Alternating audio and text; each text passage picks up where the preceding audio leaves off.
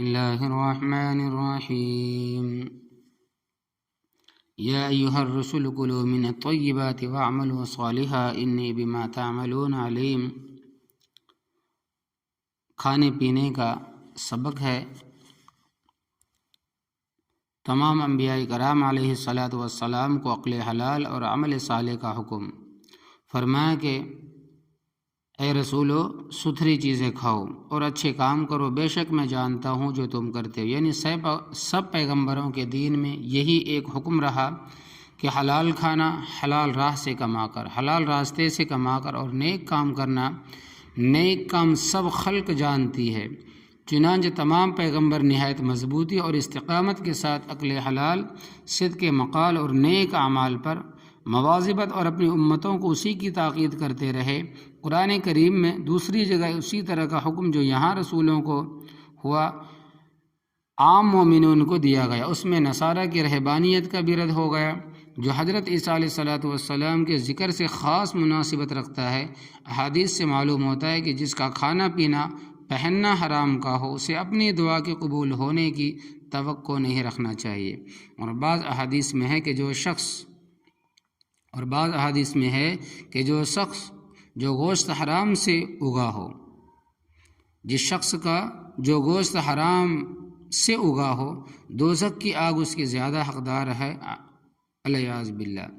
حلال کھانے اور نیک کام کرنے والوں کو یہ خیال رکھنا چاہیے کہ اللہ تبارک و تعالی ان کے تمام کھلے چھپے احوال افعال سے باخبر ہے، اس کے موافق ہر ایک سے معاملہ کرے گا۔ یہ رسولوں کو خطاب کر کے امتوں کو سنایا۔ کھانے اور پینے کا قرآنی حکم، اللہ تبارک و تعالی کا فرمان ہے کہ کلوا واشربوا ولا تسرفوا انہ لا يحب المسرفین۔ سورۃ الاعراف۔ کھاؤ اور پیو اور حد سے نہ نکلو، بے شک اللہ تبارک و تعالی حد سے نکلنے والوں کو پسند نہیں کرتا۔ مطلب یہ ہے کہ کھاؤ اور پیو مگر فضول خرچی نہ کرو، اور فضول خرچی کرنے والوں کو اللہ تبارک و تعالی پسند نہیں کرتا۔ آیت کا یہ حصہ جاہلیت کی اس رسم کو مٹانے کے لیے نازل ہوا کہ ایام حج میں بھی اچھی غذا کھانے پینے کو گناہ سمجھتے تھے، لیکن عموم الفاظ سے یہاں بہت سے حکام و مسائل ثابت ہوتے ہیں۔ نمبر 1، کھانا پینا بقدر ضرورت فرض ہے۔ کھانا پینا شرعی حیثیت سے بھی انسان پر فرض و لازم ہے۔ باوجود قدرت کے کوئی شخص کھانا پینا چھوڑ دے، یہاں تک کہ مر جائے یا اتنا کمزور ہو جائے کہ واجبات بھی ادا نہ کر سکے، تو یہ شخص عند اللہ مجرم و گنہگار ہوگا۔ نمبر 2، جب تک کسی چیز کی حرمت کسی دلیل شرعی سے ثابت نہ ہو جائے، ہر چیز حلال ہے۔ ایک مسئلہ اس آیت سے احکام القرآن حساس کی تصریح کے مطابق یہ نکلا کہ دنیا میں جتنی چیزیں کھانے پینے کی ہے، اصل ان میں یہ ہے کہ وہ سب جائز و حلال ہے، جب تک کسی خاص چیز کی حرمت و ممانعت کسی دلیل شرعی سے ثابت نہ ہو جائے، ہر چیز کو جائز و حلال سمجھا جائے گا۔ نمبر 3، کھانے پینے اسراف جائز نہیں ہے، فضول خرچی جائز نہیں ہے۔ ولا تسرفوا سے ثابت ہوا کہ کھانے پینے کی اجازت ہے، بلکہ حکم ہے، مگر ساتھ ہی اسراف کی ممانعت۔ اسراف کے معنی ہے حد سے تجاوز کرنا، پھر حد سے تجاوز کرنے کی کئی صورتیں ہیں۔ نمبر 4، اسراف کی مختلف صورتیں۔ پہلا یہ کہ حلال سے تجاوز کر کے حرام تک پہنچ جائے اور حرام چیزوں کو کھانے پینے برتنے لگے، اس کا حرام ہونا جائز ہے۔ اللہ تبارک و تعالیٰ کی حلال کی ہوئی چیزوں کو بلا وجہ شرعی حرام سمجھ کر چھوڑ دے، جس طرح حرام کا استعمال جرم اور گناہ ہے، اس طرح حلال کو حرام سمجھنا بھی قانون الہی کی مخالفت اور سخت گناہ ہے۔ اس طرح یہ بھی اسراف ہے کہ بھوک و ضرورت سے زیادہ کھائے، اس لیے فقہا نے پیٹ بھرنے سے زائد کھانے کو ناجائز لکھا ہے۔ اسی طرح یہ بھی اسراف کے حکم میں ہے کہ باوجود قدرت و اختیارات کے ضرورت سے اتنا کم کھائے کہ جس سے کمزور ہو کر ادائے واجبات کی قدرت نہ رہے۔ سلف صالحین نے اس بات کو اسراف میں داخل قرار دیا ہے کہ آدمی ہر وقت کھانے پینے کے دھندے میں مشغول رہے یا اس کو دوسرے اہم کاموں میں مقدم جانے، جس سے یہ سمجھا جائے کہ اس کا مقصد زندگی یہی کھانا پینا ہے۔ انہی حضرات کا مشہور مقولہ ہے، خوردن برائے زیشتن است نہ زیستن برائے خوردن، یعنی کھانا اس لیے ہے کہ زندگی قائم رہے، یہ نہیں کہ زندگی کھانے پینے کے لیے ہو۔ ایک حدیث میں رسول اکرم صلی اللہ علیہ وسلم نے اس کو بھی اسراف میں داخل فرمایا کہ جب کسی چیز کو جی چاہے اس کو ضرور ہی پورا کر لے۔ ان من الاسراف ان تأکلوا کل ما اشتہیت۔ اسراف کرنے والوں کو قرآن حکیم نے شیاطین کا بھائی قرار دیا، یعنی فضول خرچی کرنے والوں کو قرآن کریم نے شیطان کا بھائی بولا ہے۔ ان المبذرین کانوا اخوان الشیاطین، فضول خرچی کرنے والے شیاطین کے بھائی ہیں۔ کھانے پینے میں اعتدال ہی نافع دین و دنیا ہے۔ حضرت فاروق اعظم رضی اللہ تعالیٰ عنہ نے فرمایا کہ بہت کھانے پینے سے بچو، کیونکہ وہ جسم کو خراب کرتا ہے، بیماریاں پیدا کرتا ہے۔ کھانے پینے میں میانہ روی اختیار کرو، یعنی درمیانی روی اختیار کرو۔ نہ کم کھاؤ کہ کمزوری لاحق آ جائے، اور اتنا بھی زیادہ نہ کھاؤ کہ بیماری لاحق ہو جائے۔ جسم کی صحت کے لیے بھی مفید ہے، اور اسراف سے دور رہے۔ اور فرمایا کہ اللہ تبارک و تعالی فربا جسم عالم کو پسند نہیں فرماتے، یعنی موٹے عالم کو پسند نہیں فرماتے۔ مراد یہ کہ جو زیادہ کھانے سے اختیاری فربا ہو گیا ہو، اور فرمایا آدمی اس وقت تک ہلاک نہیں ہوتا جب تک وہ نفسانی خواہشات کو دین پر ترجیح نہ دینے کے لگے۔ کیا تمہارا شغل صرف کھانا پینا ہی رہ جائے؟ امام باقی نے نقل کیا ہے کہ حضرت عائشہ صدیقہ رضی اللہ تعالی عنہا کو ایک مرتبہ رسول اللہ صلی اللہ علیہ وسلم نے دیکھا کہ دن میں 2 مرتبہ کھانا تناول فرمایا، تو ارشاد فرمایا کہ عائشہ، کیا تمہیں یہ پسند ہے کہ تمہارا شغل صرف کھانا ہی رہ جائے، تمہارا مشغلہ صرف کھانا رہ جائے؟ فائدہ دور حاضر کے مسلمانوں کو، یعنی اس دور کے مسلمانوں کو اس حدیث پر انتہائی درجے میں ٹھنڈے دماغ کے ساتھ غور و فکر کرنا چاہیے کہ واقعتاً ہمارا کام صرف کھانا پینا ہی رہ گیا ہے۔ ایک ناشتہ، 2 وقت کھانا، اس پر اثرانے کا اضافہ، اور چائے بے شمار، یہ تو عام معمول بن چکا ہے۔ اب دوسری چبانے والی اشیاء اس سے الگ ہے، سگریٹ، گٹکا، بیڑی، پھر اور کچھ چیزیں ہیں، وہ صرف 2 باتوں سے بچو۔ حضرت عبداللہ ابن عباس رضی اللہ تعالیٰ عنہ نے فرمایا، جو چاہو کھاؤ پیو اور جو چاہو پہنو، صرف 2 باتوں سے بچو۔ ایک یہ کہ اسراف، یعنی قدر ضرورت سے زیادتی نہ ہو، اور دوسرے فخر و غرور نہ ہو۔ ہر کام میں درمیانی کیفیت محبوب ہے۔ درمیانی روی کا یہ حکم جو کھانے پینے کے متعلق مندرجہ بالآیت میں ہے کہ صرف کھانے پینے کے ساتھ خاص نہیں، بلکہ پہننے اور رہنے سہنے کے ہر کام میں درمیانی کیفیت پسند اور محبوب ہے۔ صحت مند رہنے کا زرین اصول۔ امام بہقی نے شعب الایمان میں بروایت حضرت ابو ہریرہ رضی اللہ تعالیٰ عنہ سے نقل کیا ہے کہ رسول اللہ صلی اللہ علیہ وسلم نے فرمایا کہ معدہ بدن کی حوض ہے، ساری بدن کی رگیں اسی حوض سے سیراب ہوتی ہے۔ اگر معدہ درست ہو تو ساری رگیں یہاں سے صحت مند غذا کو لے کر لوٹیں گی، اگر وہ خراب ہو تو ساری رگیں، ساری نسیں بیمار لے کر بدن میں پھیلے گی۔ ساری فن طب و حکمت کا خلاصہ تفسیر روح المعانی میں ہے کہ امیر المومنین ہارون رشید کے پاس ایک نصرانی طبیب علاج کے لیے رہتا تھا۔ اس نے علی ابن حسین بن واقد سے کہا کہ تمہاری کتاب یعنی قرآن کریم میں علم طب کا کوئی حصہ نہیں ہے، حالانکہ دنیا میں 2 علم ہیں، ایک علم ادیان اور دوسرا علم ابدان، جس کا نام طب ہے۔ علی ابن حسین نے فرمایا کہ اللہ تبارک و تعالیٰ نے سارے فن طب و حکمت کو آدھی آیت قرآن میں جمع کر دیا۔ وہ یہ ہے کہ ارشاد فرمائے کہ کلوا واشربوا ولا تسرفوا۔ اور تفسیر ابن کثیر میں یہ قول بعض سلف کے حوالے سے بھی نقل کیا ہے۔ پھر اس نے کہا کہ اچھا تمہارے رسول صلی اللہ علیہ وسلم کے کلام میں بھی طب کے متعلق کچھ ہے؟ انہوں نے فرمایا کہ ہاں، رسول اللہ صلی اللہ علیہ وسلم نے چند کلمات میں سارے فن طب کو جمع کر دیا، یعنی ساری ڈاکٹری کو، ساری حکیمی کو جمع کر دیا ہے۔ آپ صلی اللہ علیہ وسلم نے فرمایا کہ معدہ بیماریوں کا گھر ہے، اور مضر چیزوں سے پرہیز کرو، یعنی نقصان دینے والی چیزوں سے پرہیز کرو۔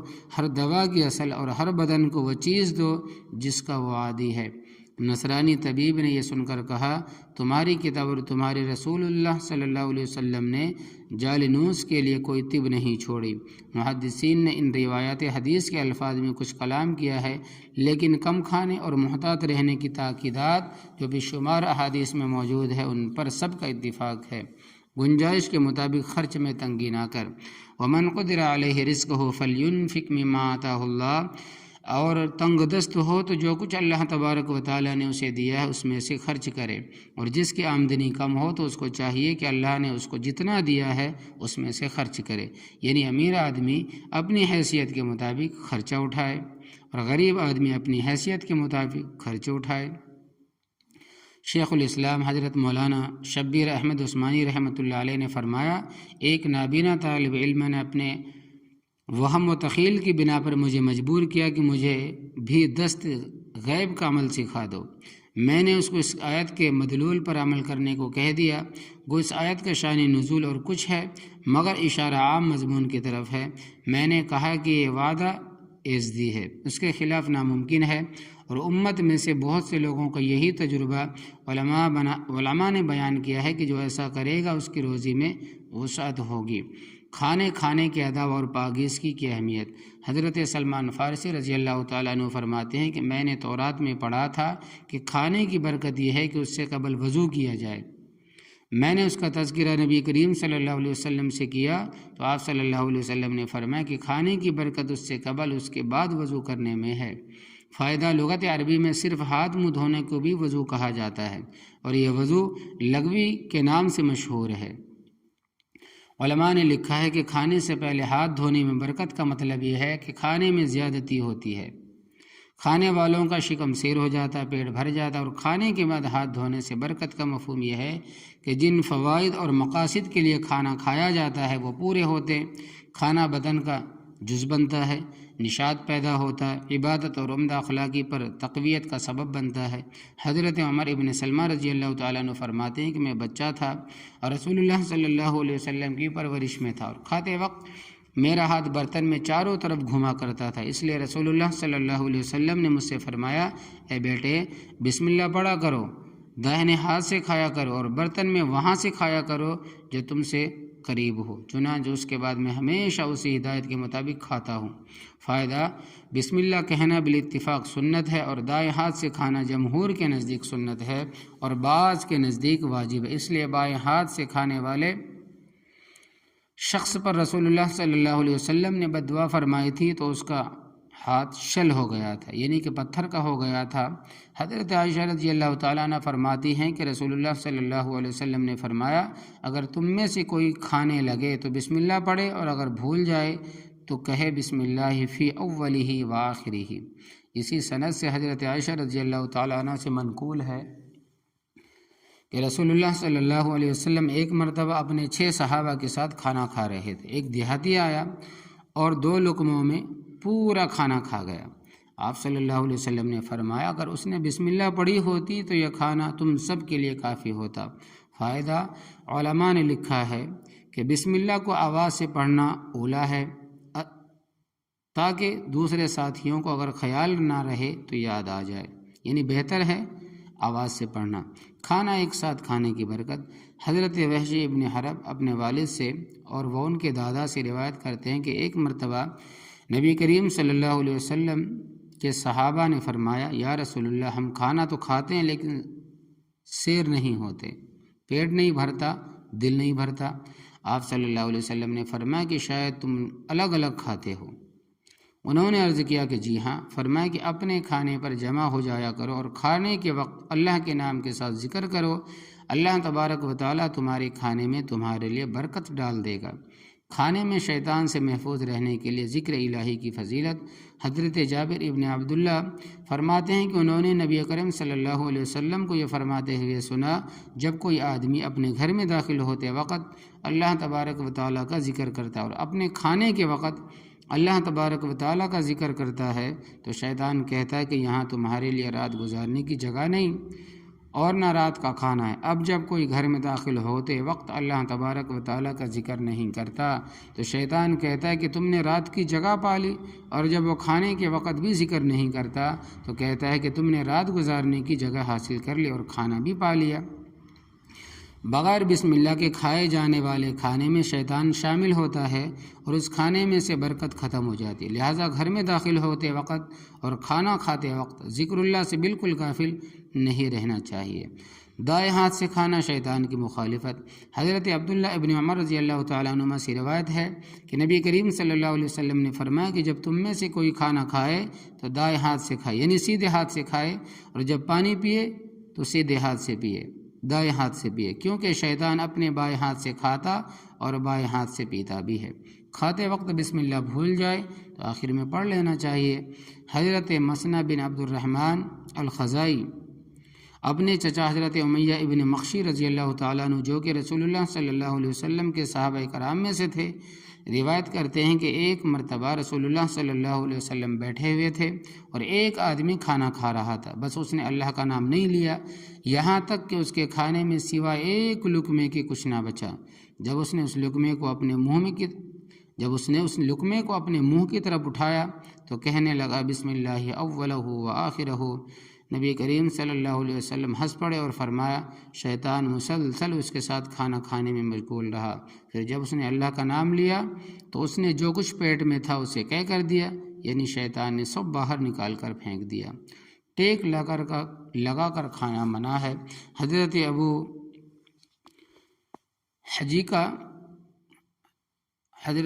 حجیفہ رضی اللہ تعالیٰ عنہ فرماتے ہیں کہ نبی کریم صلی اللہ علیہ وسلم نے فرمایا کہ ٹیک لگا کر کھانا نہیں کھانا۔ بسیار خوری کی ممانعت، بسیار خوری یعنی زیادہ کھانے کی ممانعت۔ حضرت ابو ہریرہ رضی اللہ تعالیٰ عنہ سے مروی ہے ایک صاحب بہت زیادہ کھانا کھایا کرتے تھے، پھر وہ اسلام لے آئے تو کم کھانے لگے۔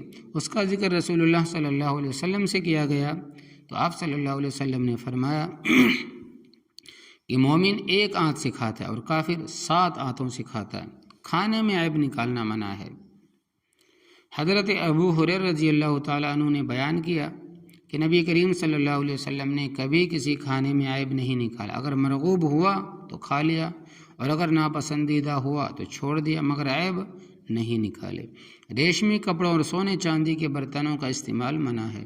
حضرت حذیفہ رضی اللہ تعالیٰ عنہ فرماتے ہیں کہ میں نے نبی کریم صلی اللہ علیہ وسلم سے سنا ہے کہ ریشم اور دیباچے ریشمی کپڑا نہ پہنو اور نہ سونے چاندی کے برتن میں کچھ کھاؤ اور نہ ان کے پلیٹوں میں کچھ کھاؤ نہ پیو، کیونکہ یہ چیزیں ان کے لیے، کفار کے لیے دنیا میں ہے اور ہمارے لیے آخرت میں ہے۔ گوشت دانتوں سے نوچ کر کھانے کی فضیلت۔ حضرت عبداللہ بن حارث فرماتے ہیں کہ میرے والد نے میری شادی کے موقع پر دعوت کا اہتمام کیا جس میں صفوان بن امیہ رضی اللہ تعالیٰ عنہ بھی شامل تھے۔ انہوں نے بیان کیا کہ رسول اللہ صلی اللہ علیہ وسلم نے فرمایا کہ گوشت دانتوں سے نوچ کر کھایا کرو، کیونکہ اس طرح کھانے سے زیادہ ہضم ہوتا ہے۔ کھانے کی چیزوں میں پڑوسیوں کا حق۔ حضرت ابو ذر رضی اللہ تعالیٰ عنہ فرماتے ہیں کہ رسول اللہ صلی اللہ علیہ وسلم نے فرمایا کہ تم میں سے کوئی شخص نیک کام کو حقیر نہ سمجھے، چھوٹا نہ سمجھے نیک کام کو، اور اگر کوئی نیک کام نظر نہ آئے تو اپنے بھائی سے ہی خندہ پیشانی سے مل لیا کرو، اور جب گوشت خریدو یا ہانڈیاں پکاؤ تو شوربہ زیادہ کر لیا کرو اور اس میں سے کچھ پڑوسی کے یہاں بھیج دیا کرو۔ کھانے میں کفایت شعاری۔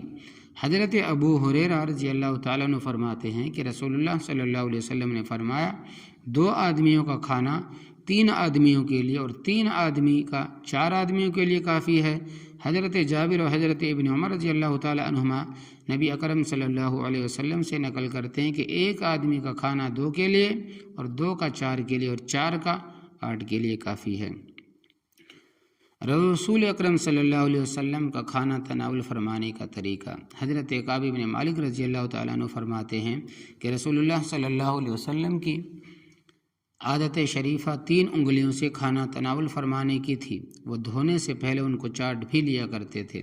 کھانا تناول فرمانے کا سادہ طریقہ۔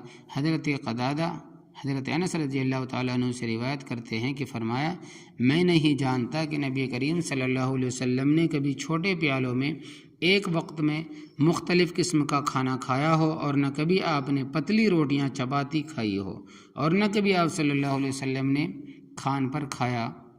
قتادہ سے پوچھا گیا پھر کس چیز پر آپ صلی اللہ علیہ وسلم کھاتے تھے؟ فرمایا کہ سفرہ یعنی عام دسترخوان پر کدو اور زیتون کھانے کی فضیلت۔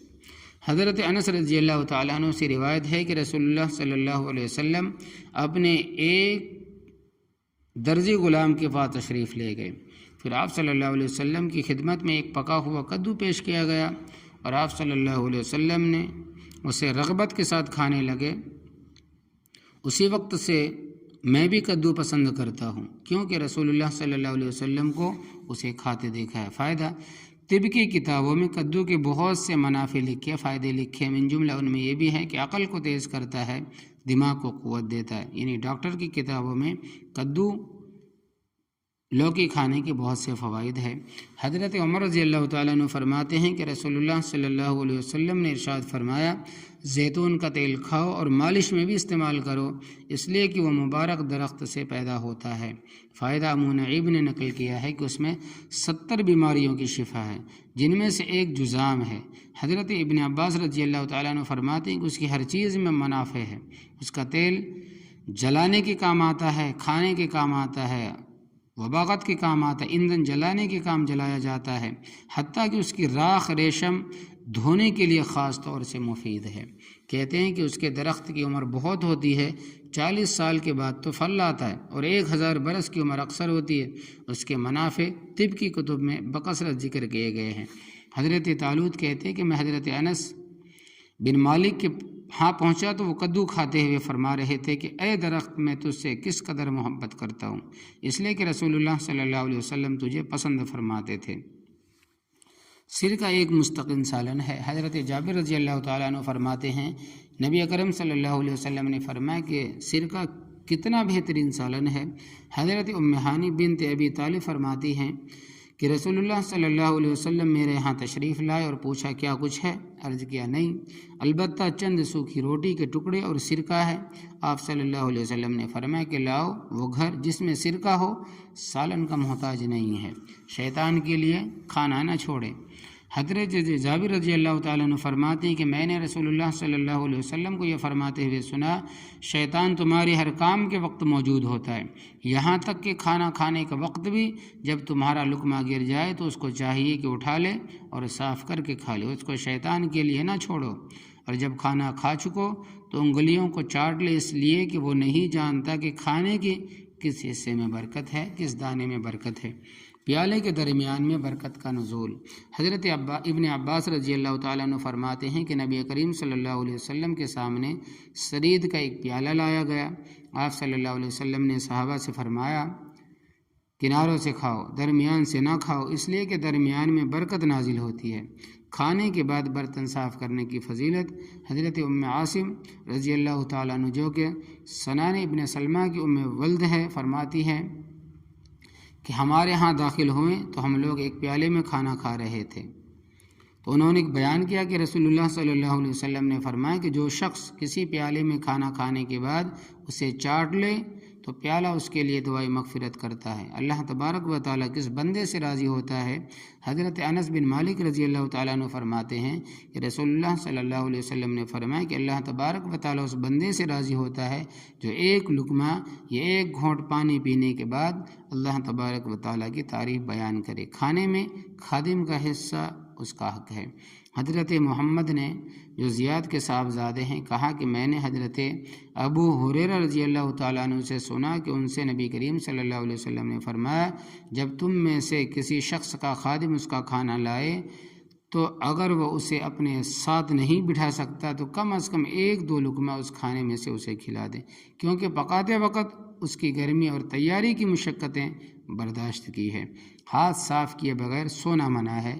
حضرت ابو ہریرہ رضی اللہ تعالیٰ عنہ سے روایت ہے کہ رسول اللہ صلی اللہ علیہ وسلم نے فرمایا کہ جو شخص چکنے ہاتھ لے کر بغیر دھوئے سو جائے اور پھر اسے کوئی نقصان لاحق ہو جائے تو سوائے اپنے نفس کے کسی کو ملامت نہ کرے۔ کھانا کھانے کے بعد ہاتھ صاف کرنے کا طریقہ۔ حضرت جابر ابن عبداللہ رضی اللہ تعالیٰ عنہ فرماتے ہیں کہ ابو الحسین ابن الہتان نے نبی کریم صلی اللہ علیہ وسلم کے لیے کھانا بنایا اور نبی کریم صلی اللہ علیہ وسلم اور آپ کے صحابہ کو دعوت دی۔ جب سب لوگ کھانے سے فارغ ہو گئے تو فرمایا، اے بھائی، اپنے بھائی کو اس کھانے کا بدلہ دو۔ صحابہ نے عرض کیا کہ یا رسول اللہ صلی اللہ علیہ وسلم اس کا بدلہ کیا؟ فرمایا کہ جب کوئی شخص کسی کے گھر میں جائے اور اس کا کھانا کھائے، اس کا پانی پیے اور اس کے واسطے دعا کرے تو یہ اس کا بدلہ ہے۔ کھانے میں مکھی گر جانے کا حکم، حضرت ابو ہریرہ رضی اللہ تعالیٰ عنہ فرماتے ہیں کہ رسول اللہ صلی اللہ علیہ وسلم نے فرمایا، اگر مکھی تم میں سے کسی کے برتن میں گر جائے تو اسے ڈبو دو، کھانے میں اس کے لیے اس کے دونوں پروں میں سے ایک میں بیماری ہے اور دوسرے میں شفا ہے، اور بے شک وہ اپنا بیماری والا پر ڈالتی ہے، لہذا چاہیے کہ اسے پورا غوطہ دے دے، یعنی کہ پورا ڈبا دے۔ سالنوں کا سلدار، حضرت انس بن مالک رضی اللہ تعالیٰ عنہ فرماتے ہیں کہ رسول اللہ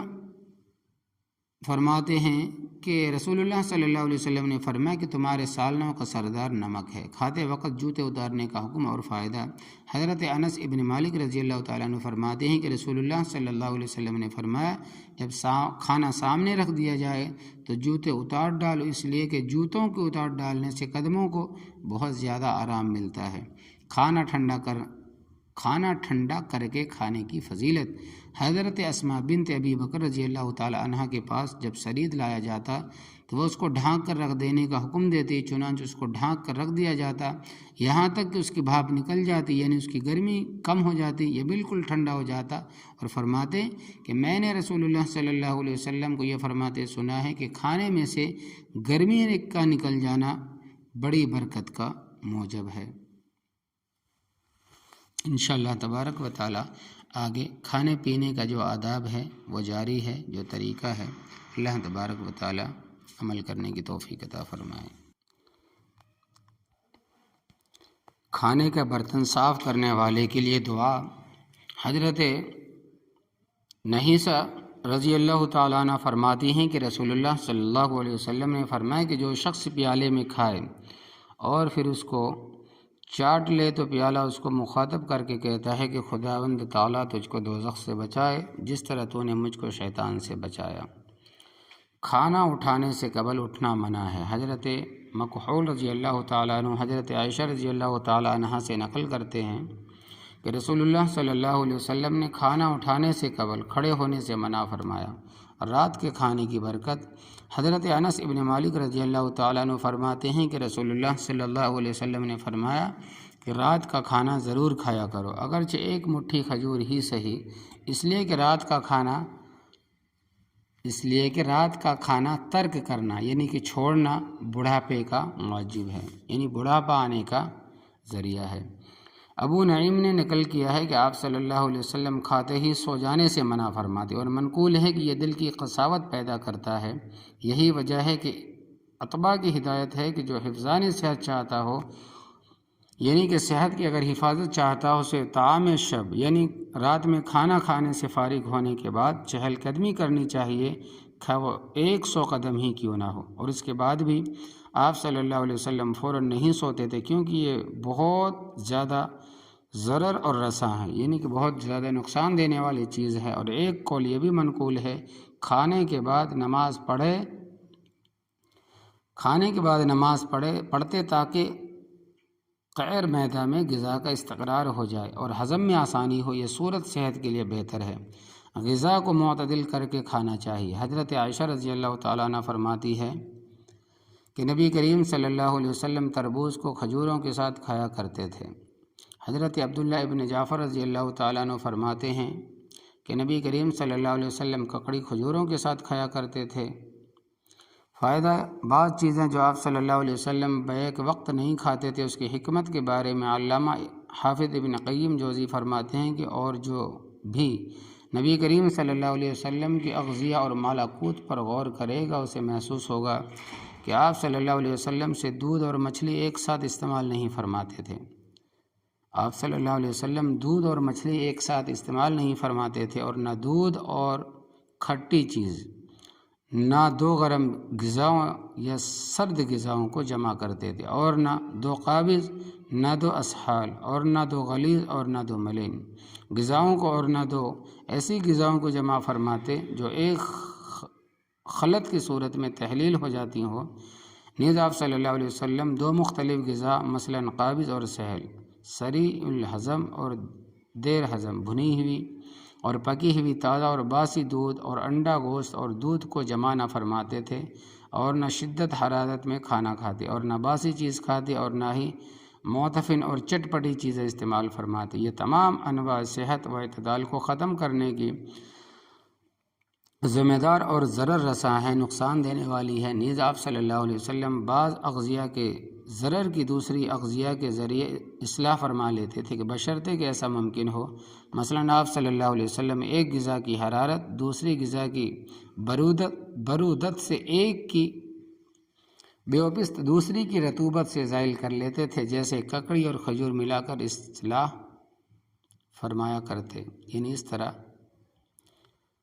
کھانے میں برکت حاصل کرنے کا طریقہ حضرت انس بن مالک رضی اللہ تعالیٰ عنہ سے روایت ہے کہ رسول اللہ صلی اللہ علیہ وسلم نے فرمایا کہ جو شخص یہ پسند کرتا ہو کہ اس کے گھر میں خیر و برکت زیادہ ہو تو وہ وضو کر لے جب صبح کا کھانا آئے اور جب کھانے سے فارغ ہو۔ اس سے مفلسی کبھی نہیں آتی، غریبی کبھی نہیں آتی، اور وضو سے مراد ہاتھ اور منہ کا چکنائی وغیرہ سے دھونا ہے۔ حضرت عائشہ رضی اللہ تعالیٰ عنہ سے روایت ہے کہ رسول اللہ صلی اللہ علیہ وسلم جب کھانے کا ارادہ فرماتے تو دونوں ہاتھ دھو لیتے تھے۔ اللہ تبارک و تعالی عمل کرنے کی توفیق عطا فرمائے، آمین۔